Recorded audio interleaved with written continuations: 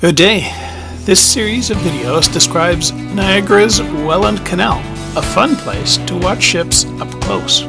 In this part of the virtual tour, I cover the long, flat part of the canal, starting just south of the Thorold tunnel through Welland to Port Colborne. This section is 2/3 of the canal, 18 miles long.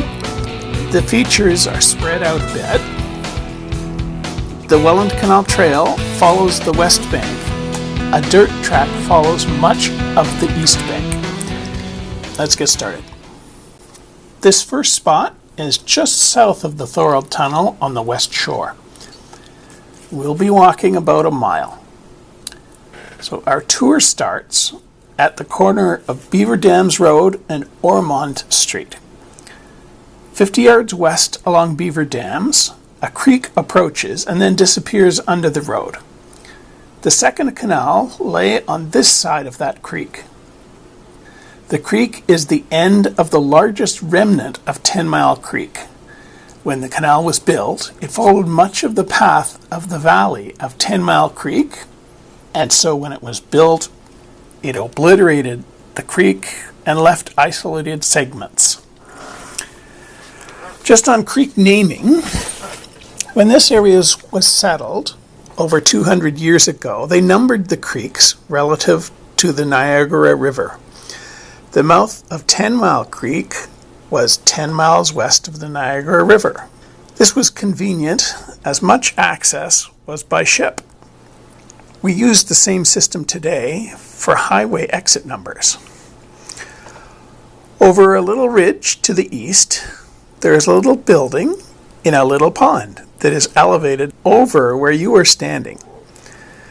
The pond and the little building are a mystery among many mystery buildings around here.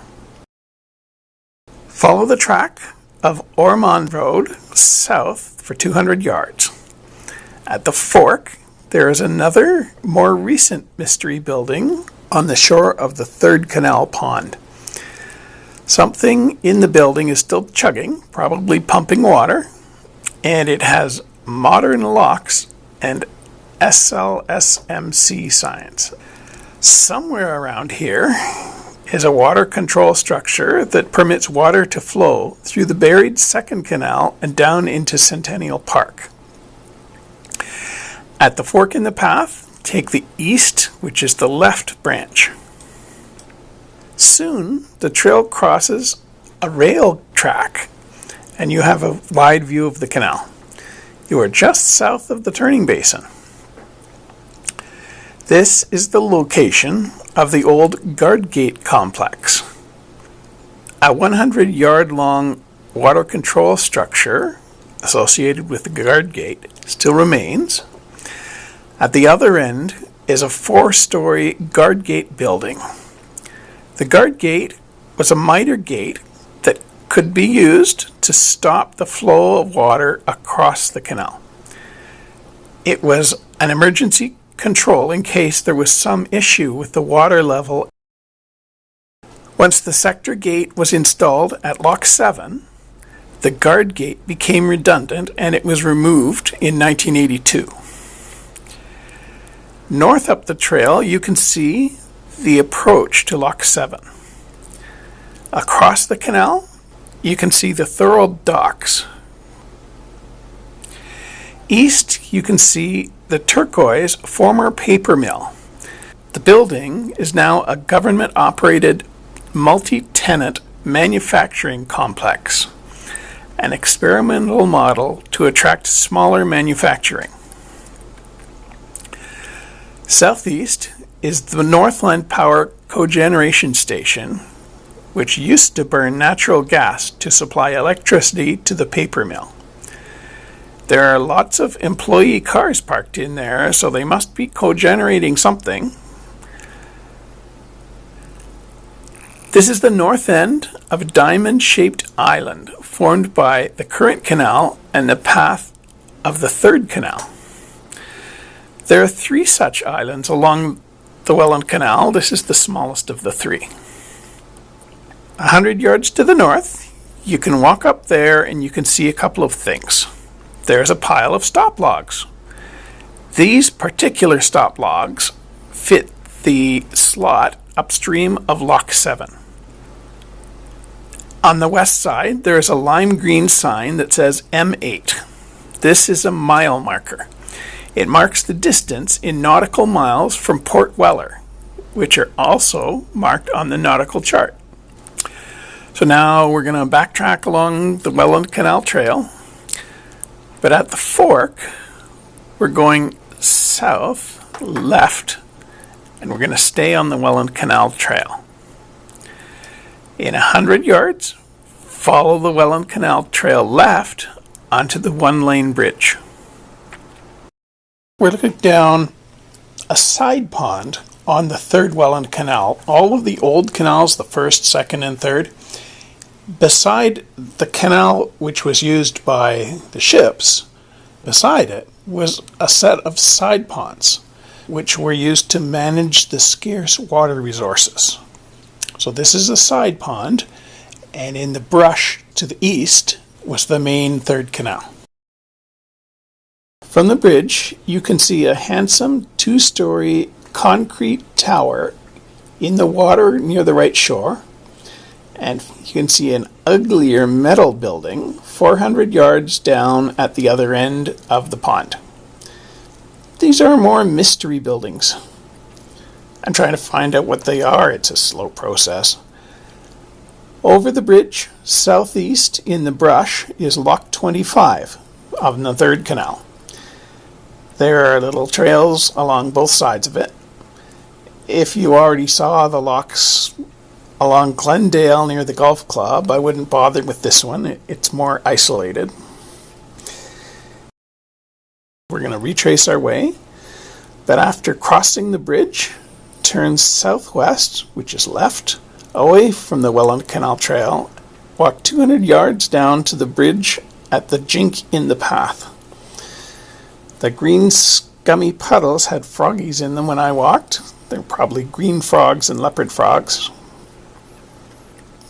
This bridge crosses over a small water control structure that is permanently closed, so no water flows anymore. The weir was to control water flow from the third canal into the second canal channel to benefit factories which were then downstream, and it was probably built after the DeQ power plant was constructed in 1898. You could keep following this track along Old Ormond Road down to the ugly metal building in the pond. I didn't bother. We're done with this area. This is the closest parking to see to the supports for the former Bridge 10.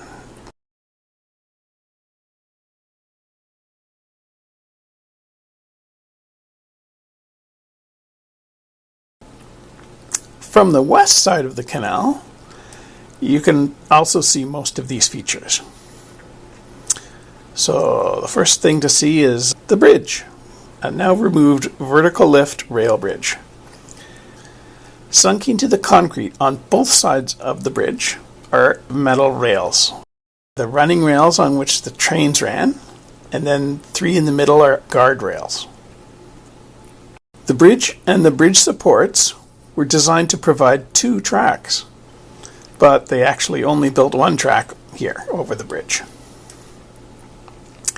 There are 4 footlights, navigational lights at the base of the piers for ships at night.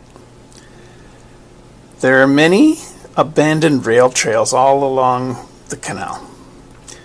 Industry across the continent started declining in the late 1970s, and rail lines have been closing and turning into rail trails since the 1980s. This bridge was removed from service in 1998.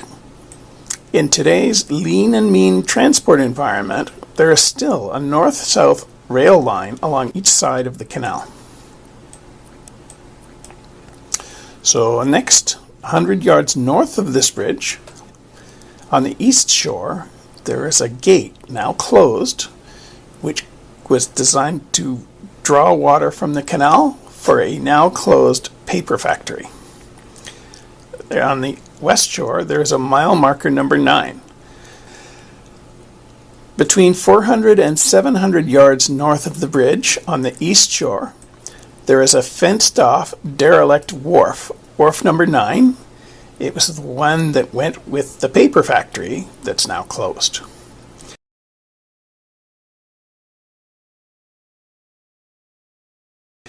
Halfway along that wharf, there's a culvert for a creek, Beaver Dams Creek, to flow under the canal from east to west.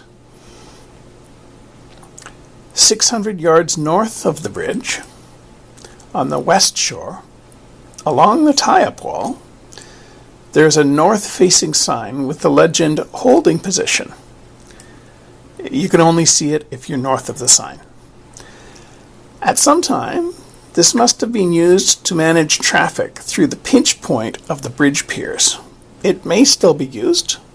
You can see it from the ramp that I'm about to describe. 700 yards north of the bridge, on the east shore, at the end of the derelict Wharf 9, there's a boat ramp into the canal. All along the canal, there are such ramps entering the water. Small boats might be required for occasional tasks, like wrangling old dead trees that find their way into the canal. South of the bridge, on the west shore, there are a couple of navigation lights, one facing each way along the canal, with yellow trapezoid panels and a flashing yellow light. That indicates the center line along two portions of the canal. Next, we're going to talk about Allanburg and the Allanburg Bridge.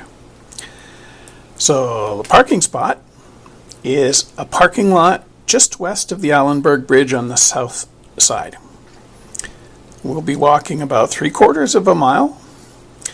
All 4 versions of the Welland Canal came through Allanburg, and we'll see remnants of each of them. The Allanburg Bridge is Bridge 11. It's a vertical lift bridge. This bridge was struck by a freighter in 2002 when an inattentive bridge master lowered the bridge too soon. There's an emergency generator northwest of the bridge. There's a skunk living under it. A 1/4 mile north along the west shore, there's a mile marker sign where a channel branches to the left. This is the old channel of the 3rd canal, and it's used now for water to flow into the DQ power stations via a couple of artificial lakes. Just south of the bridge on the west shore, there is an old stone section of wall. This was the west wall of a guard gate on the 2nd canal. The cairn and metal plaque in the parking lot celebrates the 100-year anniversary of the commencement of construction for the first Welland Canal. On the ground, there's a sheave, a counterweight support wheel from a vertical lift bridge. There's a bicycle maintenance thingy here. They're an interesting idea along bicycle trails. It's not necessarily well maintained. The air pump doesn't work, but the rest of the tools might work. South along the canal trail, there are 2 channels leading west from the current canal. There's a causeway over the first channel, 120 yards south of Highway 20. There's a bridge over a weir for the second channel, 180 yards south. So the first channel was built as part of the first Welland Canal. The water crossing the weir flows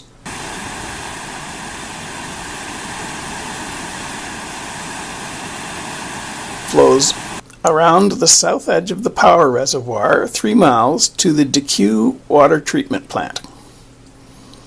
PRIV is a short form for private boy. Look at the land along the canal on both sides as the canal disappears to the south.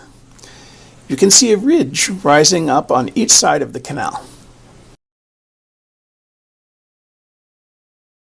The 60-foot-high ridge is a moraine. It's a glacial feature. It's a moraine of sand and silt that extends east-west from Niagara to Grimsby. This area is called the Deep Cut, from here running south for 2 miles almost to Port Robinson. The ridge affected the contours of the first and second Welland canals. When they built the first canal through here in the 1820s, the muddy earth sides kept collapsing, and the lowest depth they could practically dig here was still higher than Lake Erie, which prevented Lake Erie from being used as the canal's water source. So they had to come up with an alternative. They decided to dam the Grand River at Dunnville and build a feeder canal to bring the water 20 miles east to the Welland Canal. The greater water requirements of the third canal finally pushed the canal builders to dig the Deep Cut down to the level of Lake Erie in 1871, so that Lake Erie could finally be used as a source of water. Along the Deep Cut on the east shore, there are round markers. I think they are used to track specific locations of any slumpage along the bank. Half a mile south of the bridge on the east shore, there's a tower in the water containing a navigation light. Okay, we're going to talk about Port Robinson. At Port Robinson, you could probably park on either side of the canal. So from the shore, if you look north, you can see the Deep Cut and the Allanburg Bridge. Looking south, you can see that the canal channel forks. One part goes straight south, and then there's a branch to the right, to the southwest. The south branch is the current working canal. It's a straight, featureless highway for ships. The branch to the southwest leads to the Recreational Canal within Welland. The space between these branches is a turning basin. It can handle Seaway Max ships, so the largest ships that can get here. There is a seasonal free ferry that can carry people and bicycles across the canal from May to October. There's no schedule, they just go back and forth whenever they see people show up on either shore. There's some history for the ferry. So this site was the site of a bridge.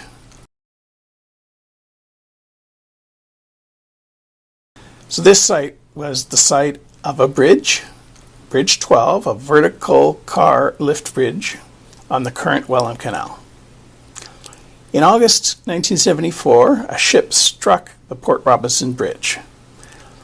The way Seaway Management tells the story, the ship crew did not properly signal the bridge master in time to open the bridge. So anyway, the bridge was knocked over and damaged beyond repair.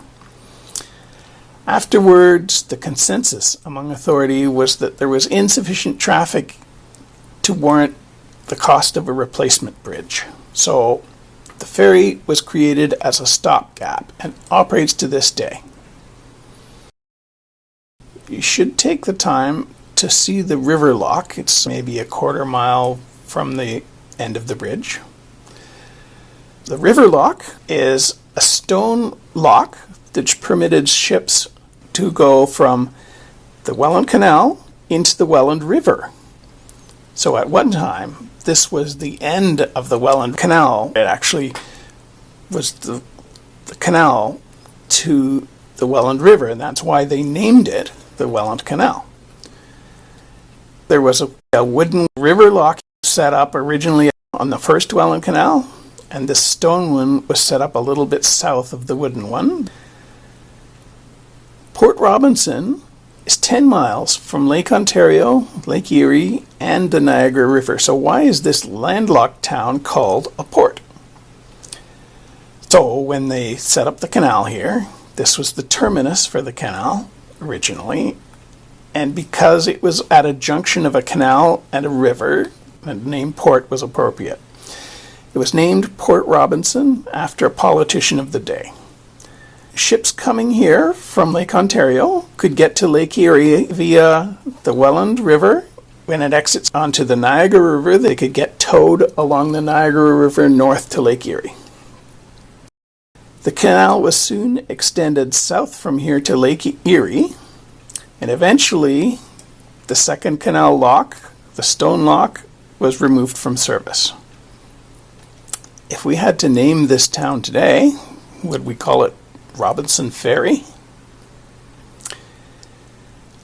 If I had to name the Welland Canal today, I would call it the Niagara Ship Canal. It's the canal through the Niagara region that circumvents Niagara Falls. The name would be more meaningful globally once you know where Niagara Falls is. The Niagara Ship Canal must be nearby. The name Welland Canal is really an artifact which has been inappropriate for 150 years. Next, there's a private wharf on the downstream stub of the older Welland Canal. You can see this up close. There's a road that comes to it, and it's right on the Welland Canal Trail. ES Fox Limited operates this private wharf. They make big complex metal things to order, so they can receive and send large cargoes via ship.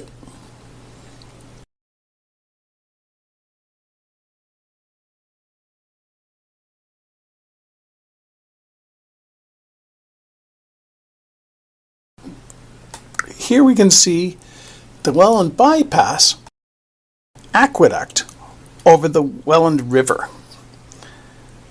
The paths of the canal and the river cross here. The water level of the river varies seasonally. Seaway management likes to have water level at a constant level. So the waters of the canal and the river are segregated. The river goes under the canal in a culvert with 4 tubes. Each previous version of the canal had a similar structure to keep the waters of the canal and the river separate.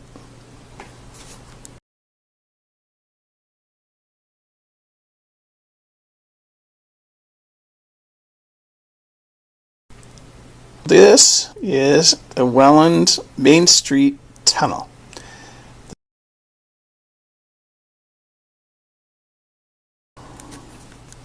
The tunnel here runs underground for 200 yards under the canal.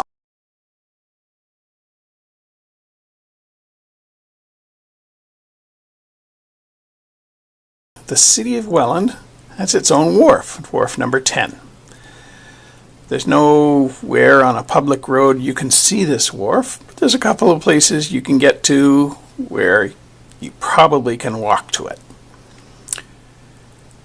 The wharf was created with the Welland Bypass project so the Welland businesses could retain ship access. But I don't think it's used much anymore. To illustrate, here's the only road with access to it. Over time, they're boxing it in with housing. Next thing is Welland's Town Line Tunnel. There's no good parking, is probably a drive-by for you. It's a road tunnel, and it has a sidewalk, and it has 2 rail lines and space for a 3rd rail line. It's underground for 200 yards under the canal.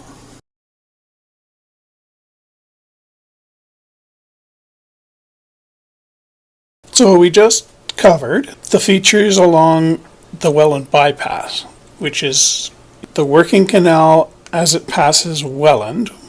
So now we're going to talk about the recreational canal's features.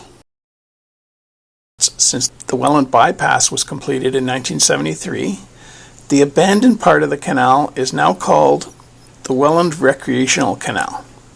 It arcs through the city of Welland. It has 2 rowing courses, a scuba park, and a seasonal boat rental. The current in the recreational canal is slow. The Welland Canal Trail follows the west shore through Welland. Over the Recreational Canal, 3 formerly moving canal-era bridges remain and are in use. We're going to talk about some things in downtown Welland, so I would recommend using the pay parking. There is nearby free parking, so I'm going to start from Cross Street and the Boardwalk. On the west edge of the street called the Boardwalk is the Second Canal Aqueduct. It looks like a lock, but with no gates.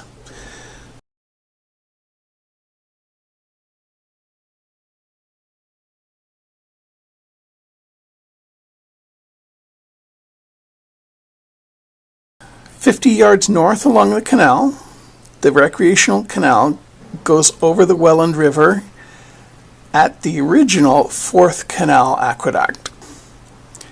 The 6 tubes in this culvert cross under the river at an angle.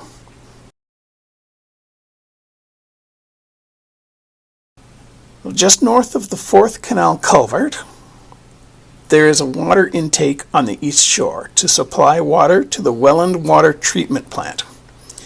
In the picture, the outflow from the water treatment plant is the clean water swirling into the murky Welland River. 100 yards south of the 2nd Canal Aqueduct is the Main Street Bridge. It's Bridge 13. It's a vertical lift bridge, but it no longer lifts. So the bridge towers have a weird skew because the road here is not at right angles to the canal, and skewing the towers gave a little more width for ships to pass. Like some other bridges, the roadway was designed wide enough to accommodate a streetcar line, which was never installed. So now we're going to see the railway swing bridge, bridge number 15. There's parking nearby along the north-south roads, or you could park down at the dog park and walk north. So this railway swing bridge is still used by trains, but it no longer swings. In the 1950s and 1960s, when captains of Seaway-Max ships slept, their nightmare was this bridge. The navigable channel on each side of the bridge is as narrow as a lock.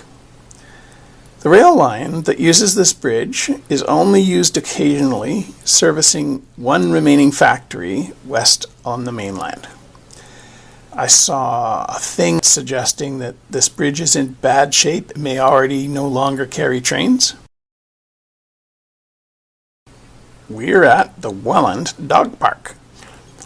The reason we're here is there are the remnants of the junction lock here, where the feeder canal locked into the 2nd Welland Canal. So the feeder canal was created as part of the 1st canal development to bring water from a higher elevation at the Dunville Dam on the Grand River. The feeder canal was later expanded to permit ships. You can see only the lower half, the downstream half of the lock.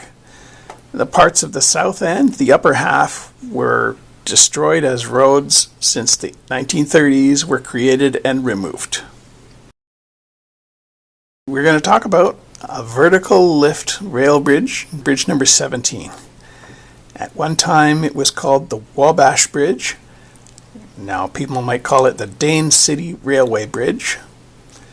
It's a vertical lift bridge at Canal Bank Street and St. Clair Drive. It no longer lifts. It was designed as a single track bridge, so it's narrower than the swing bridge.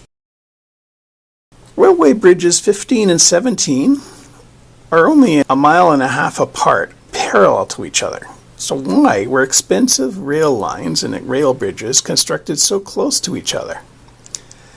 You have to keep in mind that railways were private competing companies, and overall efficiency wasn't the top priority. So Bridge 15 was on the TH&B. It was like a subsidiary of Canadian Pacific. It served local traffic between Brantford and Hamilton and Fort Erie. Bridge 17, this bridge was on the Wabash Railway, a U.S. Class 1 railway serving through traffic between Detroit to Buffalo and parts beyond. This was like a highway through Canada, but really serving U.S. businesses. At this time, the rail lines over both bridges are serviced by GeoRail, a local railroad and rail service provider. I want to mention a nearby former bridge, the Forks Road Bridge, bridge number 18. It was a vertical lift bridge for cars. The only reason I mention it is because I've got a great picture of the old bridge being removed on a barge. The replacement bridge should be completed in 2024 to 2026 timeframe.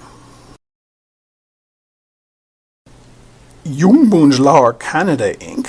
operates Wharf 11, a private dock in support of its wet corn milling plant.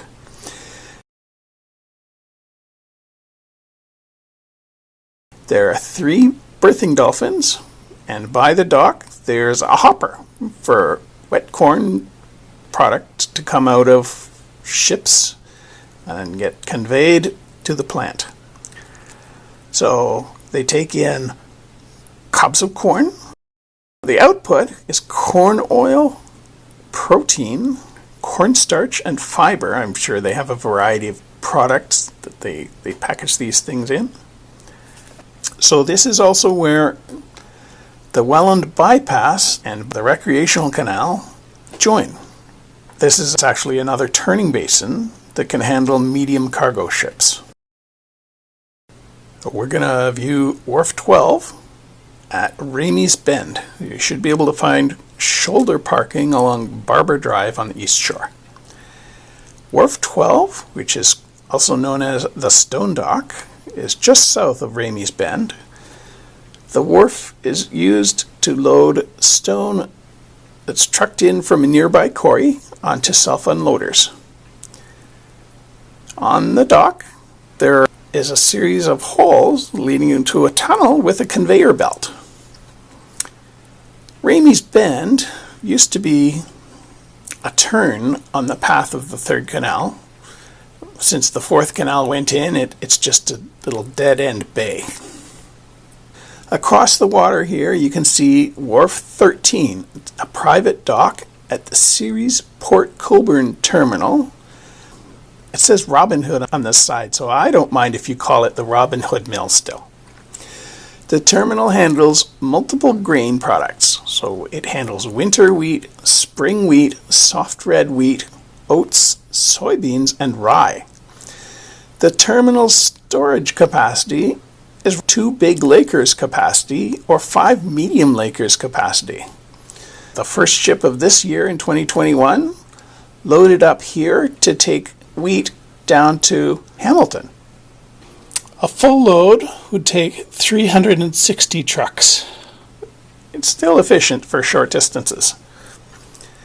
The mill is right beside another turning basin, this one long enough for medium ships. So the reason there's a turning basin here, it's where the channel from the water control structure meets with the working canal. It's the north end of Port Colborne's island. Now I mentioned 3 types of wheat. Now I'm wondering, do the wheat, 3 types of wheat, do they taste the same? Do they look the same? Do they have to process them the same, like when they grow them and deal with them? What's in my shreddies? What's in my bread? How ignorant I am about wheat. In Port Colborne, the Welland Canal has a thingy called the water control structure, and it's also called the weir, and it's also called the dam, and it's also called the weir dam. Most of the canal water flows into the canal via this structure. Seaway management can remotely adjust the flow here to meet the current water needs. As long as too much water flows, that's okay, because everywhere along the canal, beside each lock, there's a spillway for extra water to flow. We are at Lock 8 Gateway Park in Port Colborne.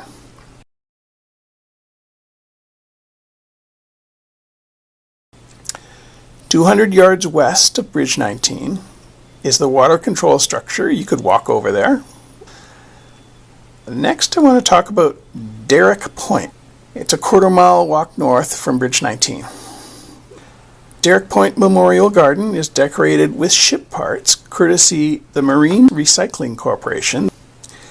From the north end of the island here, you can see the Ceres Port Colborne Terminal, the Robin Hood Silos, and to the northeast you can see the Stone Dock. Let's go back to Lock 8. So the first thing we can see right here at the north end of the park is a bascule bridge. It's called the Main Street Bridge, and it's called Bridge 19, and it used to be known as the Jackknife Bridge. So this bridge was opened in 1932 when the canal opened. At Lock 8, there are no vacuum mooring devices. The water here only goes up a yard, give or take.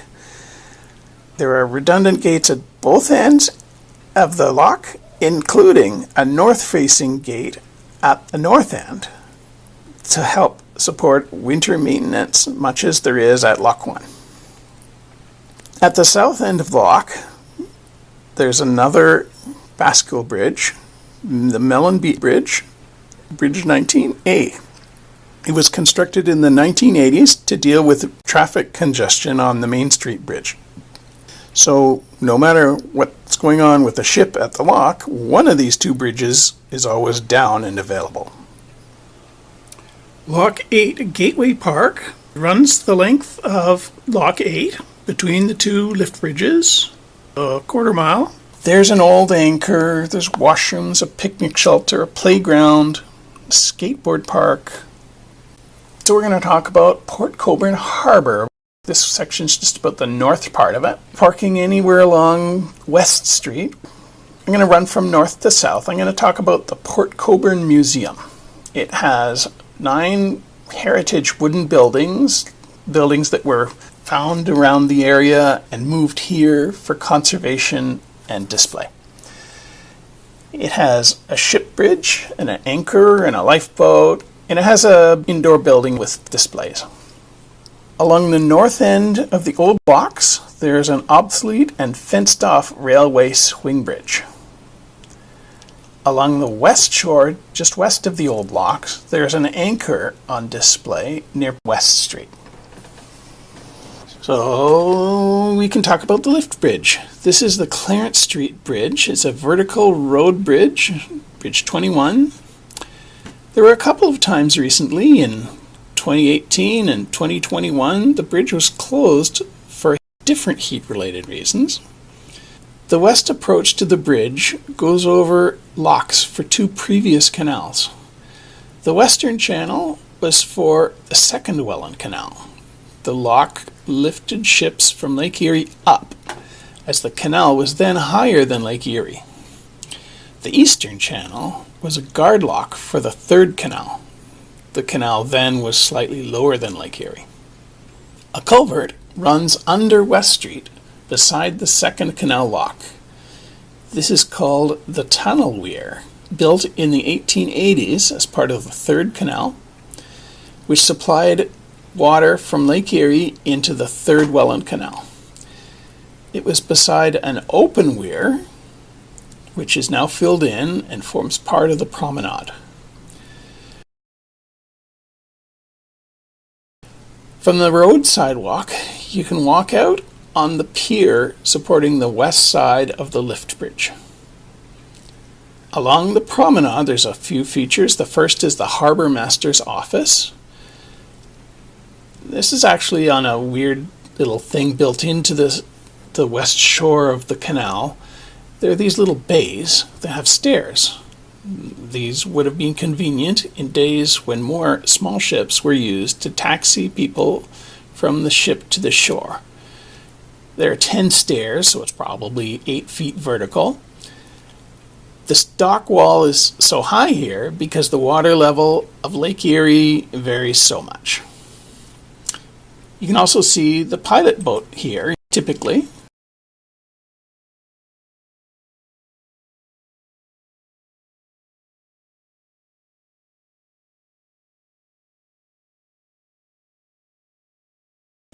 The south part of Port Colborne Harbour. There's parking along West Street.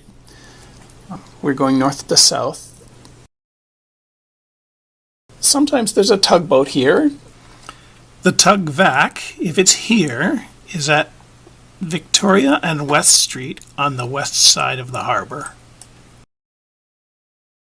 The remains of the first canal's Lock 40, it's at Sugarloaf and West. It's not really well signed. It looks like the border of a garden by the dock wall. The lock tender's house, it's also nicknamed the Stone House. It's a block to the west, 44 King at Sugarloaf. Built in 1835, it's the oldest home in Port Colborne. So now we're going to talk about the ship harbour. So along the west shore, there's wharf 18.1 and 18.2. They may be called 18A and 18B now. Self-unloaders can drop stuff here. In the near future, this will be the location for larger cruise ships to dock. Down at the south end, you can see ADM Milling and the Wharf 19. There's also P&H and Wharf 20. There's a little shunter engine for shepherding rail cars. There are 2 truckway scales. At the Sugarloaf Marina, you might see the 2 SAR boats, Pocomar 1 and Pocomar 2. Canada's Coast Guard Auxiliary is always looking for a few good volunteers. On the east shore of the harbour, there are 2 wharfs, Wharf 16 and Wharf 17. Self-unloaders use those. You can see the back range light for the Port Colborne Harbour entrance. You may pick out the front range light if you go south far enough. There's a company here called Marine Recycling Corporation. This is a ship scrapyard. Google stocked it, and I see 5 old ship's bridges on their property. I'm sure they'd give you a good price for them. They'll sell you used ship equipment if you needed an old lifeboat or bollard for your front yard. It looks to me like they have space to work on 1 laker at a time and any number of small boats at a time. Google imaging shows them working on Algoma Progress being scrapped in 2014. The process appears to be they haul one end of the laker up on the beach and then they chew away at it with blowtorches, 1 layer at a time, like a 1 deck at a time. So last, I'm going to talk about the Lake Erie shoreline. There's a couple of family play areas along the shore. There's H.H. Knoll Lakeview Park. It doesn't have swimming, it has washrooms. There's Nickel Beach. It's a well-known local swimming beach. In the harbour, there are some breakwaters. There's an inner range lighthouse and an outer range lighthouse. The anchorage, it's 3 miles offshore and it goes out to 8 miles. The water level, like all the Great Lakes, there are variations year over year. Lake Erie's water level varies through the year by 15 inches. And the difference between the minimum ever and the maximum ever water level is 6 feet. But Lake Erie also has day-to-day variations in the water level based on wind directions. The sailing directions say a wind change from east to west has raised the water level by 11 feet at Port Colborne. One website claims there are 20 shipwrecks to see within a 20-mile radius of Port Colborne Harbour. Like any water, Lake Erie is worthy of respect.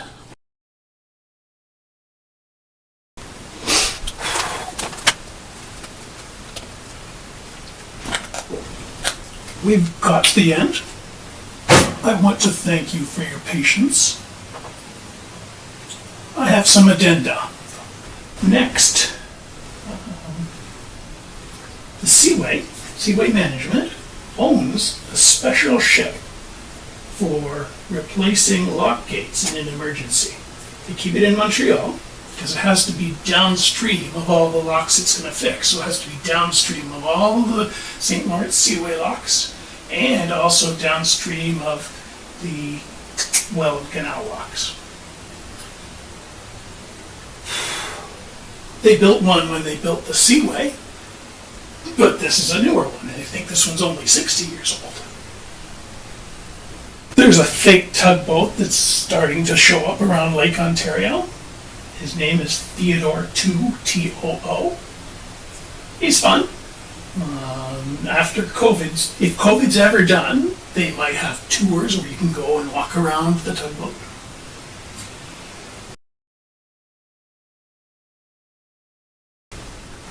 Next, I have a photograph of the Thorold tunnel leaking.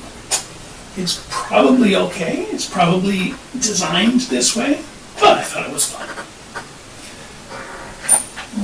Guess what other else on my list here?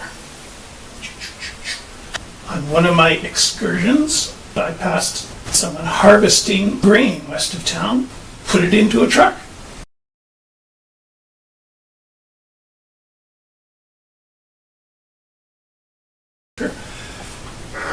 Have fun, keep learning, bye.